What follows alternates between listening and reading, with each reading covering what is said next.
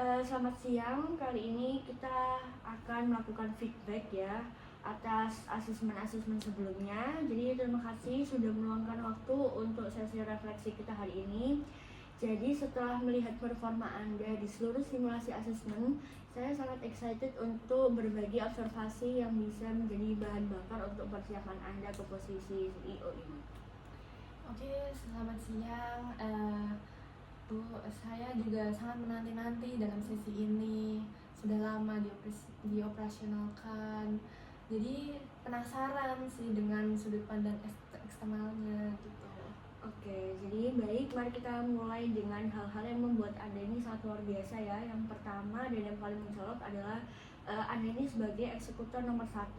Jadi penguasaan Anda terhadap detail distribusi, logistik, dan juga rantai pasok ini tuh sangat mendalam gitu. Jadi Anda tuh tahu persis apa yang membuat barang itu bergerak lancar atau macet total. Jadi ini tuh adalah fondasi kuat yang tidak dimiliki banyak orang gitu. Wah, terima kasih. Iya sih, emang bertahun-tahun di lapangan jadi sudah seperti kayak darah daging gitu, dari gudang sampai ke tangan konsumen gitu ceritanya. Oke, dan itu terbukti ya. Kemudian yang kedua itu jaringan dan hubungan Anda ini sangat baik gitu dengan tim internal, agen di lapangan, mitra logistik, sampai ke driver pun gitu. Jadi Anda itu memahami dinamika manusia yang sangat baik gitu. Ini tuh memberi Anda radar yang sangat kuat dan akurat tentang kondisi pasar dan juga pelanggan yang sebenarnya gitu. Bukan cuma dari angka di laporan. Betul sih, saya tuh juga percaya bisnis itu akhirnya mengenai manusia. Hubungan baik itu yang memperlancar saya dalam segala saat saya dihadang masalah.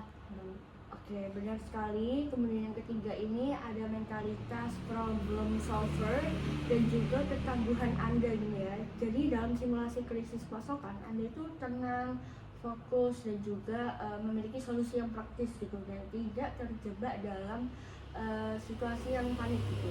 Ini tuh adalah kualitas kepemimpinan yang sangat berharga di level CEO tersebut. Kemudian saudara, ini sekarang mari kita bicara tentang pergeseran mindset yang akan membawa kekuatan tadi ke level yang berikutnya. Sebagai distributor, ini kan Anda adalah ahli bagaimana dari alpha gitu ya. Jadi bagaimana barang sampai, apa masalahnya. Sebagai CEO, Anda kan perlu lebih banyak memikirkan kemana dan mengapa gitu. Oke, pertanyaan yang pertama untuk Anda saat ini gitu ya, ketika memikirkan masa depan perusahaan 5 tahun ke depannya, kira-kira 80% pikiran Anda ini masih terhubung dengan distribusi atau operasional yang lainnya itu? Gitu Pak, tepat sih. Tuh, mungkin malah 90% pikiran saya tuh langsung ke armada kita cukup enggak, terus teknologi tracing itu perlu di-upgrade enggak, sama gudang di kota baru itu perlu apa enggak. Jadi kayak sulit sekali buat melepaskan diri dari itu. Oke, itu sangat wajar ya, dan justru menunjukkan komitmen tentang Anda sendiri. Sebagai CEO, Anda tuh harus mengangkat kepala lebih dari monitor operasional harian gitu ya. Seperti apakah model bisnis ini masih relevan atau dampak AI itu 5 tahun ke depan itu masih bisa, dan positioning merek kita itu di hati konsumen seperti apa gitu. Jadi itu adalah visi strategis makro yang perlu kita latih gitu. Oh, berarti saya harus belajar melepaskan gitu ya. Menurutku sih itu agak sulit ya buat kedengarannya.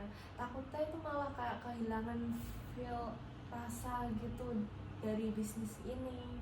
Oke, itu bukan melepaskan ya, tetapi mempercayakan. Jadi ini tuh membawa kita ke tantangan yang lebih expert gitu ya, menjadi leader gitu.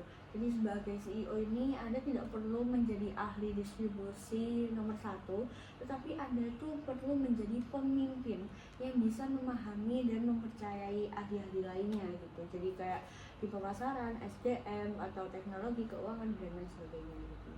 Nah, untuk langkah konkret yang bisa saya usulkan, ini tuh yang pertama, proyek itu keluar dari zona nyaman. Kemudian yang kedua itu latihan the way gitu ya. Terus yang terakhir itu ada ritual tahan diri gitu. saya sih yang poin 3 itu sih, itu bakal jadi ujian kesabaran terbesar bagi saya. Tapi ya saya juga paham betul maksudnya. Selama ini saya seperti firefighter gitu, yang selalu datang pertama kali, padahal ada regu pemadam yang sebenarnya bisa dilatih gitu. Oke, jadi tepat ya, itulah intinya gitu. Jadi tugas Anda adalah memimpin dari visi yang jelas dan strategis gitu ya. Jadi memastikan keseluruhannya itu dengan baik gitu. Jadi Anda sudah membuktikan diri sebagai kapten yang terbaik gitu. Sekarang waktunya memandang luasnya pekerjaannya gitu.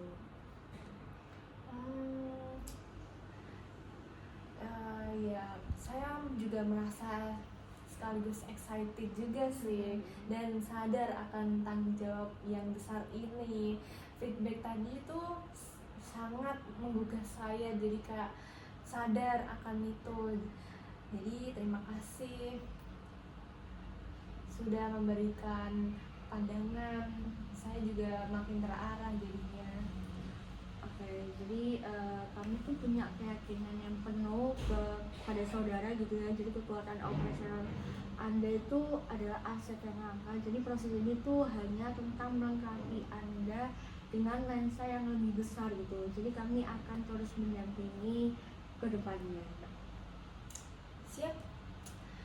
Saya juga akan mulai dari tinggal langkah yang tadi buat minggu depan.